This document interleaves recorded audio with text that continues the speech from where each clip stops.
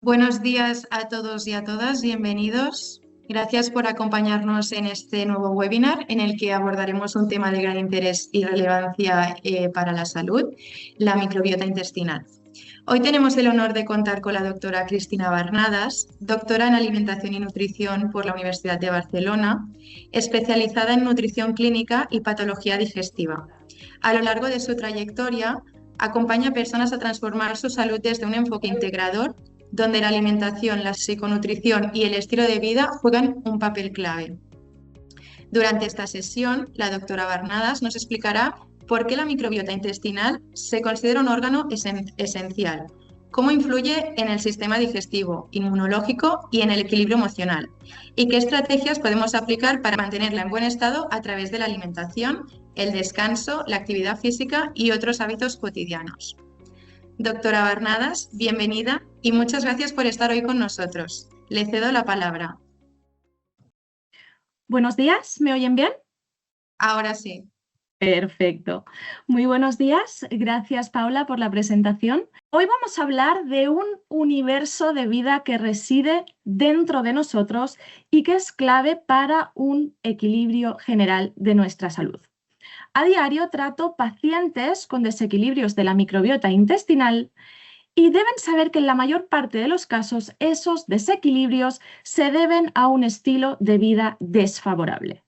Si tratamos un desequilibrio intestinal, pero no tratamos la causa que lo originó, es como si intentáramos fregar un suelo inundado, pero no cerramos el grifo de donde sale el agua. Por lo tanto, en mi consulta, el objetivo siempre es, por un lado, tratar la microbiota intestinal y, por el otro, guiar a mis pacientes para que corrijan esos hábitos que les produjeron ese desequilibrio. Hoy, en este webinar, exploraremos cómo hábitos cotidianos, más allá de nuestra alimentación, van a impactar directamente en este ecosistema que es la microbiota intestinal. Quiero que cuando terminemos este webinar obtengan herramientas prácticas que les ayuden a optimizar su salud cuidando el intestino. Pues vamos allá. Hoy vamos a hablar de qué es la microbiota, del impacto que tiene en nuestra salud una alteración de la microbiota intestinal, de la conexión intestino-cerebro, del estrés, del descanso, del ejercicio y la influencia que tiene en la microbiota, de una alimentación natural y saludable y de todos los aspectos relevantes de una alimentación natural, de la hidratación y del ayuno intermitente. Vamos a hablar de qué es la microbiota intestinal. La microbiota deben saber que, aunque no la vemos, es un órgano que pesa en torno a 2 kilos. Y este peso se debe a la inmensa cantidad de microorganismos que la componen. Tenemos bacterias, tenemos hongos, tenemos arqueas, tenemos virus y todos ellos componen nuestra microbiota intestinal, pero nos centraremos en las bacterias porque son las que están en mayor cantidad. Deben saber que las funciones de esta microbiota intestinal son vitales para nuestra supervivencia. Nos protegen de bacterias dañinas. Nos ayudan a digerir alimentos que de otra forma nosotros no podríamos digerir.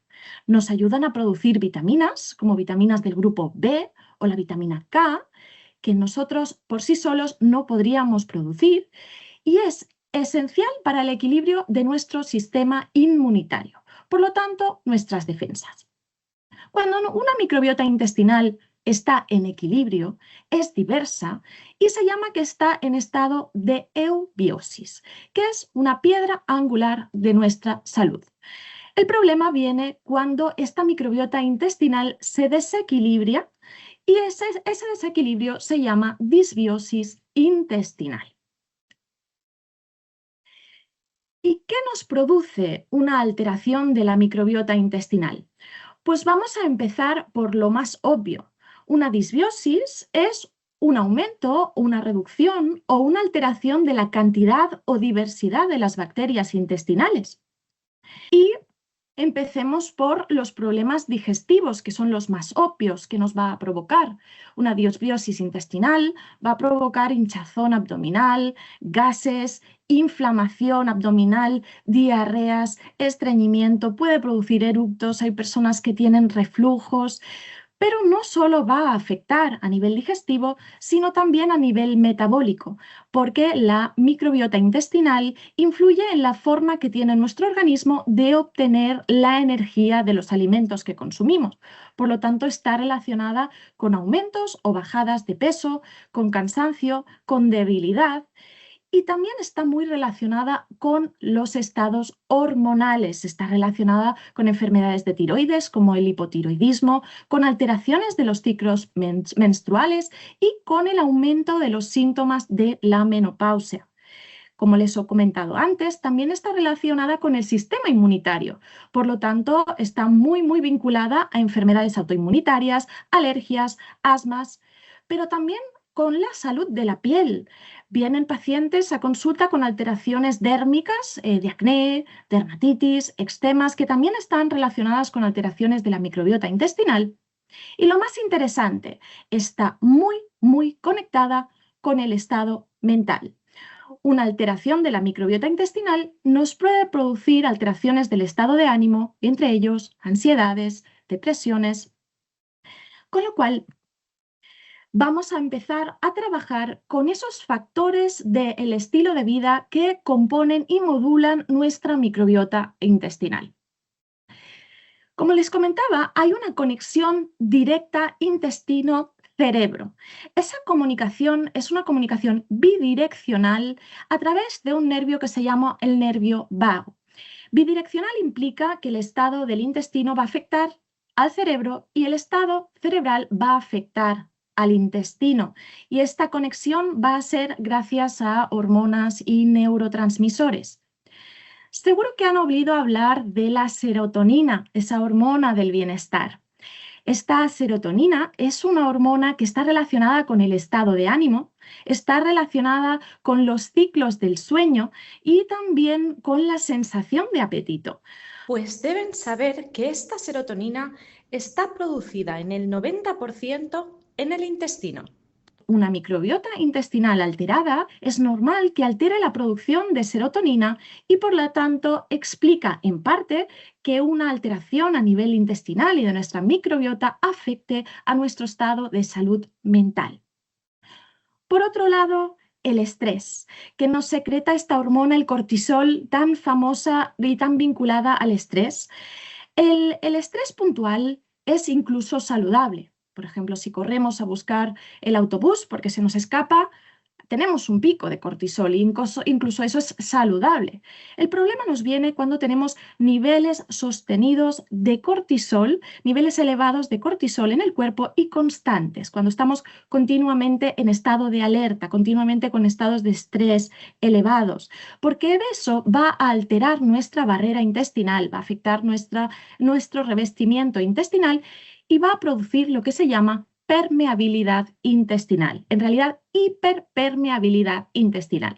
Nuestro intestino de forma normal absorbe nutrientes. El problema es que si hay hiperpermeabilidad, quiere decir que pasa a absorber sustancias no deseadas, sustancias que no debería de absorberse. Y esto lo provoca el estrés continuado. Si absorbemos sustancias no adecuadas, lo que vamos a producir es una inflamación general orgánica del organismo y también una inflamación a nivel intestinal.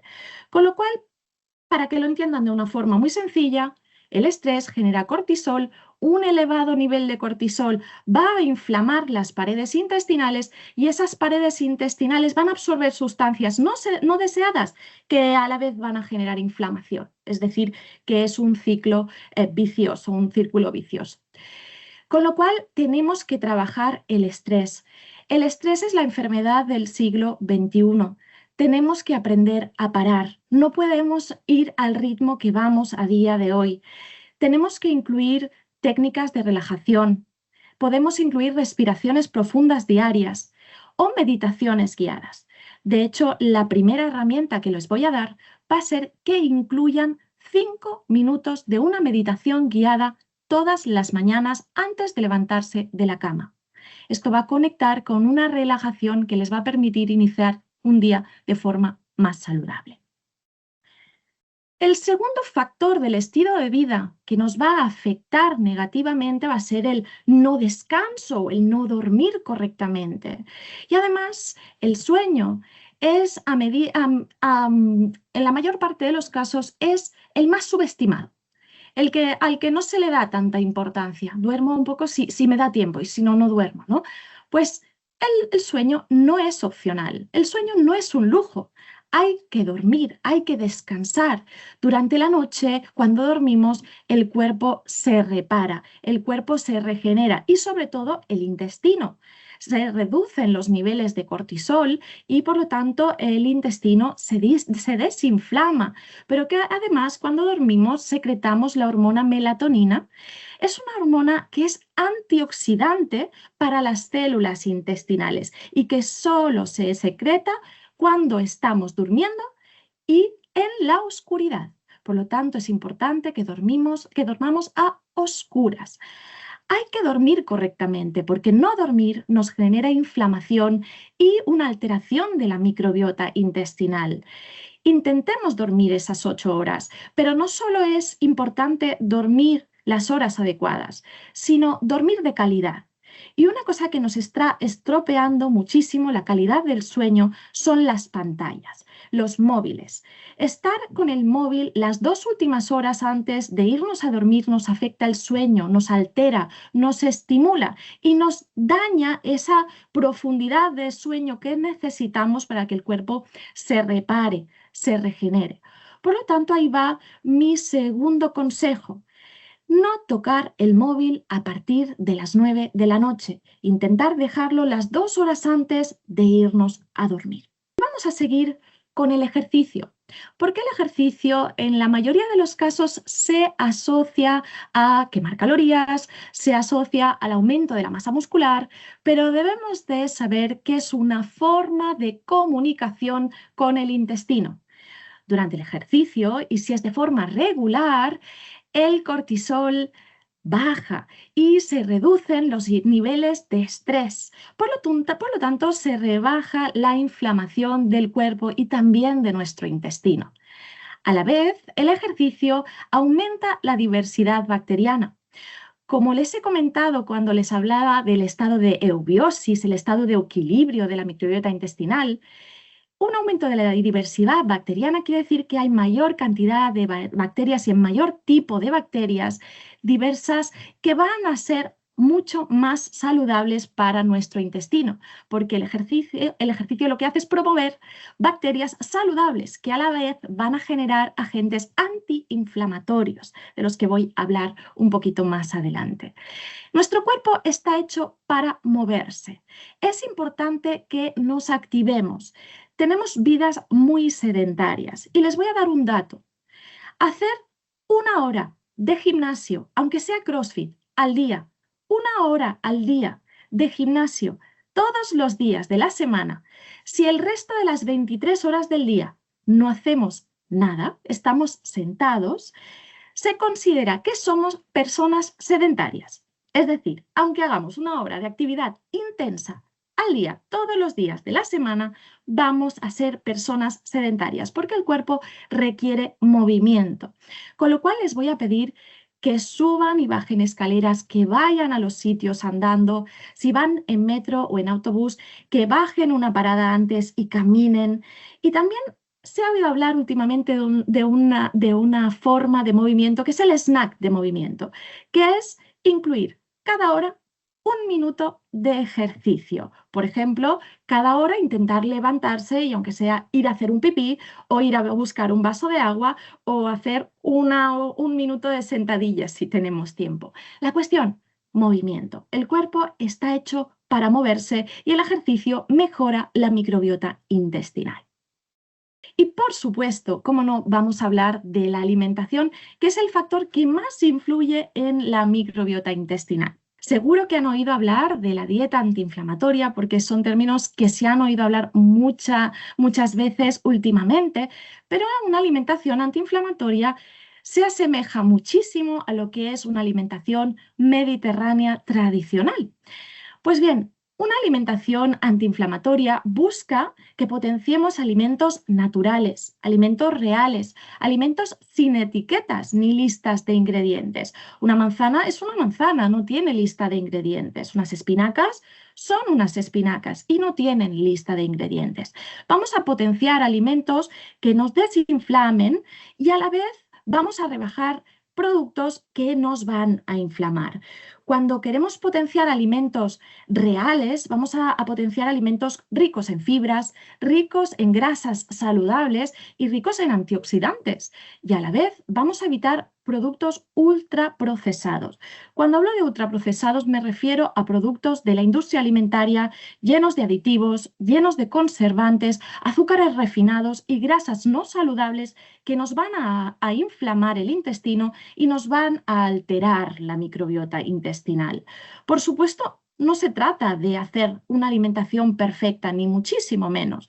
Por supuesto, estamos hablando de llevar una rutina saludable y hacer extras de vez en cuando. Aquí hablamos de nuestra rutina, de nuestro día a día, de lo que podemos cuidar en nuestro día a día general.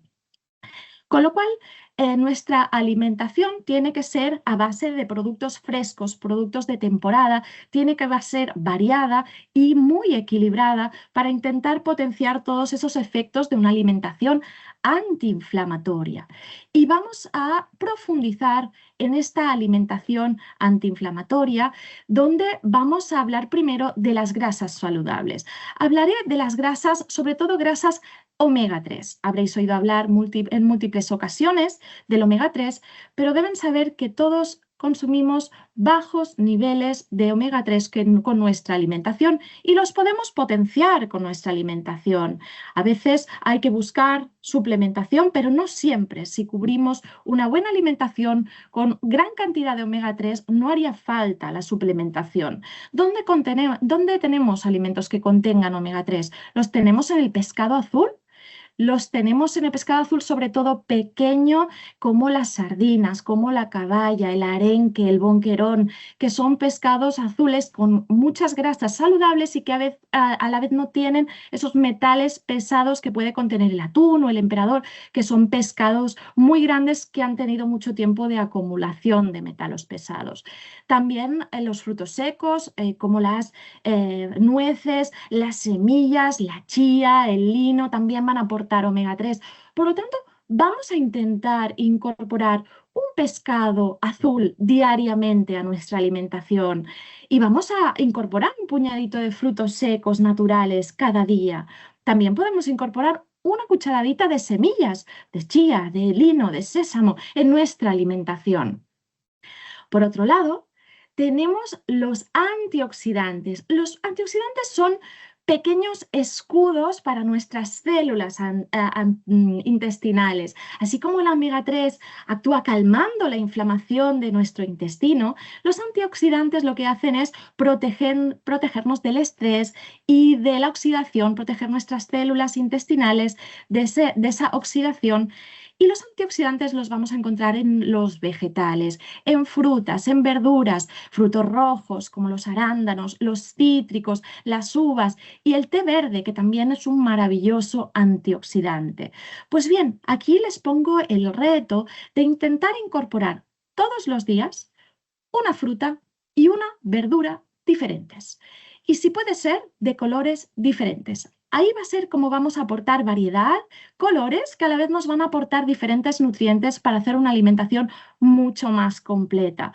Veo muchas veces en consulta que pregunto, ¿usted come verdura? Me dicen, sí, 2 o 3 veces a la semana. No, los vegetales hay que comerlos todos los días. Son oro para nuestra alimentación y además variados, porque a veces pregunto, ¿y qué verduras comen? Y me responden, pues judía verde, pimiento, lechuga, y tenemos que variar muchísimo más. Tenemos remolachas, tenemos coliflores, brócolis, calabazas, zanahorias, aprovecharnos de todas las verduras que tenemos y variarlas y combinarlas mucho, va a ser mágico. Por lo tanto, acordaros de esa verdura y esa fruta diarias, si puede ser cada día diferentes y si puede ser cada día de un color diferente.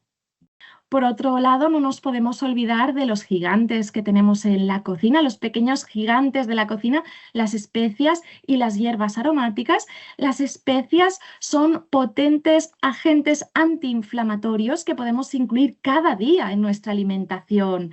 La cúrcuma, el jengibre, la canela, la pimienta negra, el clavo, la cayena y muchísimos más que tienen un gran poder antiinflamatorio para nuestro intestino.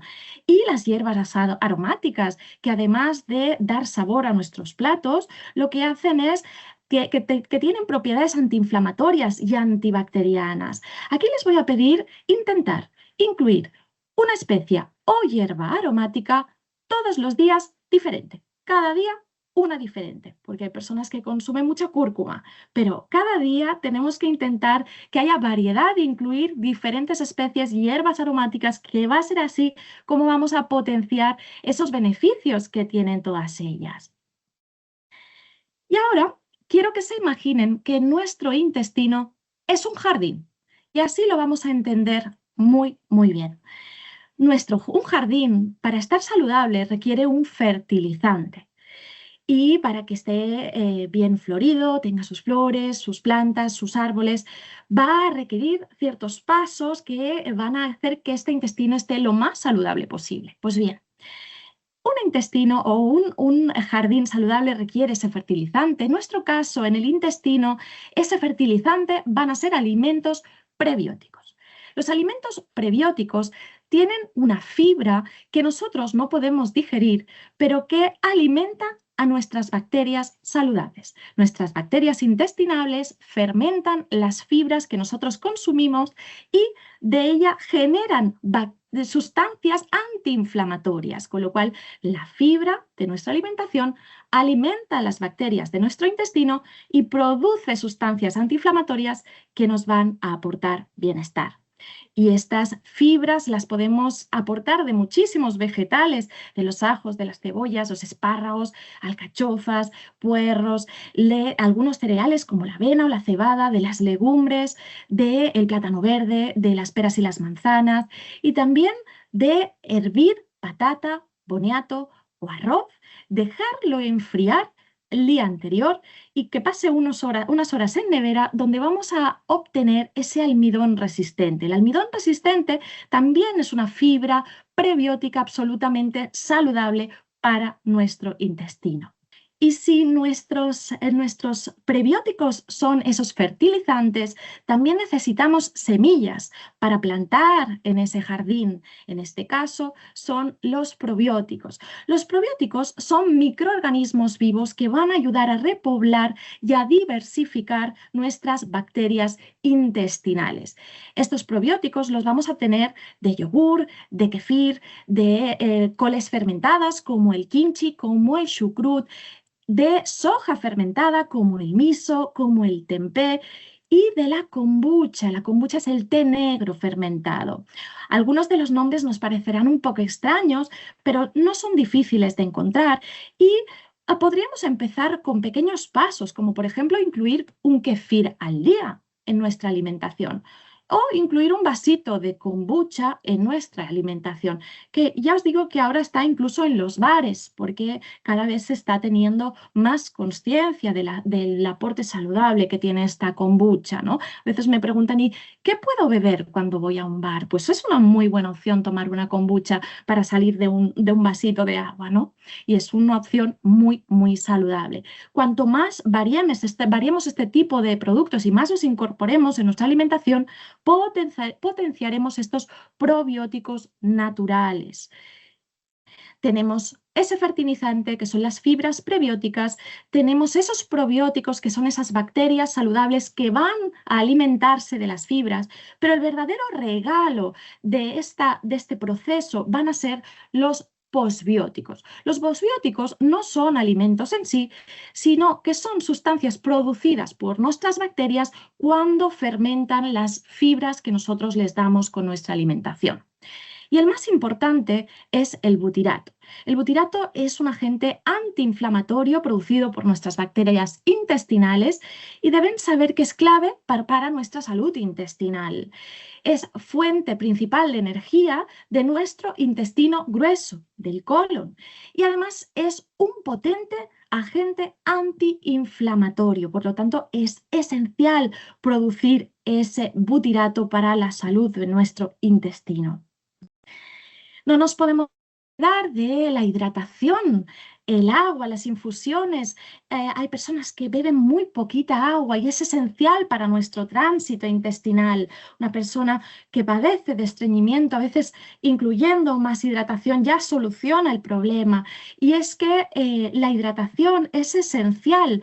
Un un cuerpo inflamado puede ser un cuerpo deshidratado, es decir, la deshidratación produce inflamación. La hidratación es clave para nuestra digestión, para nuestro revestimiento intestinal y para que haya un buen traslado de las heces por el intestino. Por lo tanto, debemos hidratarnos, si puede ser 6, 8 vasos de agua al día como mínimo, que sería ese 1,5 litros de agua, por supuesto, según la persona. Y por último, ayuno intermitente. El ayuno intermitente se ha popularizado como una técnica de bienestar y sí que es cierto que la ciencia así lo demuestra. El ayuno intermitente tiene una clara mejora en nuestra microbiota intestinal. No es en sí una dieta, sino un patrón de alimentación que alterna periodos de ayuno y periodos de ingesta. Durante el ayuno, el intestino descansa, el intestino se repara, se desinflama. Es importante que haya ese periodo de ayuno, que no hace falta que sea extremo, pero sí que debe haber unas horas en las que no se ingiera para que el cuerpo pueda producir este descanso, esta regeneración intestinal. Durante este periodo donde no comemos, el ayuno lo que produce es que haya sustancias antiinflamatorias como el butirato que les comentaba, porque se produce más diversidad bacteriana. Es decir, que cuando ayunamos, bacterias saludables que a la vez van a producir más sustancias antiinflamatorias. Cuando hablamos de ayuno, hay muchos tipos de ayuno y, por supuesto, siempre tienen que ser indicados por un profesional de la salud, pero sobre todo yo les voy a decir pautas que podemos aplicar todos y que van a ser beneficiosas. Intentar hacer 12 horas de ayuno ya tendría altísimos beneficios para nuestra salud y también cenar pronto. Es decir, no solo tenemos que dejar esas 12 horas de ayuno, sino que la cena tiene que ser 8, 8:30. A las 9 deberíamos de estar ya lavando platos. Y es importante que entre la cena y la hora de irse a dormir al menos haya esas 2 horas de descanso nocturno, porque así permitiremos que ese intestino se repare y se desinflame. Por lo tanto, les propongo que intenten hacer 12 horas de ayuno, que sería, por ejemplo, cenar 8, 8:30, terminar máximo a las 9 la hora de cenar y no volver a ingerir nada hasta las 9 de la mañana del día siguiente. Eso ya sería estupendo. No hace falta hacer ayunos más estrictos en general, aunque en algunos casos puede ser beneficioso, pero como les digo, tienen que ser siempre pautados con un profesional de la salud, experto en el tema. Por supuesto, como les he dicho, y desinflama, aumenta la diversidad bacteriana y genera este butirato. Para concluir, una microbiota saludable es un puntal para nuestra salud y una microbiota saludable es un puente entre el entorno y nuestro cuerpo. Pequeños cambios diarios, pequeños y asequibles, pueden cambiar en gran cantidad nuestra microbiota intestinal. ¿Y esto qué quiere decir? Que la forma en la que manejamos el estrés, cómo nos alimentamos, cómo y cuánto dormimos, la hidratación, el ejercicio físico que hacemos, todo ello va a ser una gran inversión para nuestro bienestar. A diario observo que mejoras en el estilo de vida mejoran la microbiota intestinal y por tanto ayudan a restablecer la digestión de mis pacientes, aumentan la energía, mejoran el estado de ánimo y, por lo tanto, el bienestar general y a la vez la calidad de vida. Por lo tanto, cada paso que damos, por pequeño que sea, te aleja de donde estabas y te acerca de dónde quieres llegar. Quiero destacar sobre todo que las pautas deben ser siempre indicadas por un profesional de la salud y que deben ser personalizadas porque cada persona es diferente. Por lo tanto, la microbiota es esencial, pero no buscamos un estilo de vida perfecto. La transformación real surge de pequeños cambios diarios. Muchas gracias por vuestra atención. Espero que esa información les sea útil y les inspire a tomar decisiones desde una nueva perspectiva. Y por supuesto, ahora con gusto les voy a responder todas las preguntas que tengan.